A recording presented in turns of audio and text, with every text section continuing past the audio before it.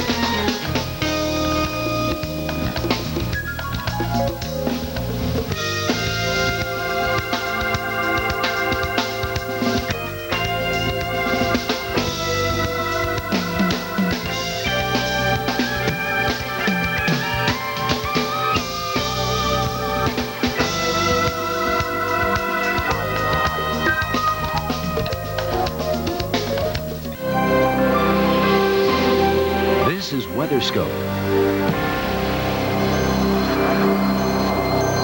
Well, a wintry mix of precipitation may cause some trouble spots on the roads in the Northeast. Good evening and welcome to WeatherScope. I'm Kim Perez. Now, for all the details on this storm and the areas affected by it, we turn now to Mike Seidel in the Forecast Center for a complete update.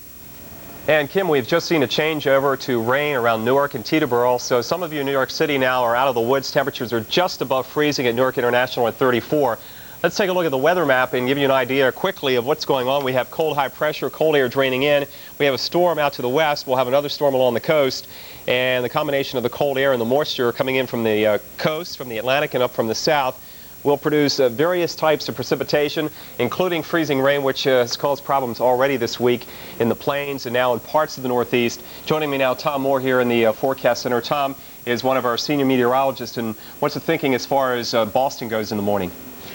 Well, precipitation will march on toward Boston, get there after midnight, and it looks like it may start out as a brief period of snow and sleet. It'll go over to rain quickly along the coast, but a little bit inland we may have a little accumulation of snow, and then farther west, 495 or even toward Worcester, probably a few inches of snow, not a big storm, but that's the scenario generally. Let's take a look at the radar now out of the Northeast. We can show you the progression of the moisture, the rain, sleet, snow, freezing rain, whatever is falling has been falling today across the mid-Atlantic, and now it is clearing out pretty nicely around D.C. and Baltimore. In Philadelphia, your temperatures are above freezing, and as I just mentioned, most of you in the tri-state area, at least New York and south and west, are in rain and not ice. Right, the area of high pressure held on some cooler, drier air, but it's not a particularly strong high, and with low pressure developing on the coast will increase our southeasterly winds, so we're well above freezing, even up to 34 degrees now in Newark. So we got a band of heavier rain, but everything's above freezing around New York. Upstate, a different story. You get up toward Kingston, Poughkeepsie, New Paltz, West Point area. We're looking at snow, and now the snow has made it into Connecticut at Danbury. Looks like it'll be moving into the Hartford area in about within the hour. And we have some freezing rain in Syracuse and Utica, so you can see what's going on. A lot of warm air aloft getting all the way into the upstate of New York. Here's that New York City close-up getting out in towards Fairfield County and out towards New Canaan and those areas. It is a mixed bag right now, but if you get north and east of there towards Hartford, that's where you find just plain old snow. Right, we're going to see some accumulating snow north of New York City, Westchester County, up toward the Newburgh area, and toward Litchfield, Connecticut, and over into the Hartford area as well. That'll progress to the east as the night goes on. Again, as you said earlier, Mike, toward the Boston area, somewhat after midnight, between midnight and 4 a.m. And you can see that cold air we've been alluding to. Three right now in Bangor, but 32 in Boston. Another critical measure here is that what we term the dew point temperature. Right, the dew point temperature is coming up around Boston.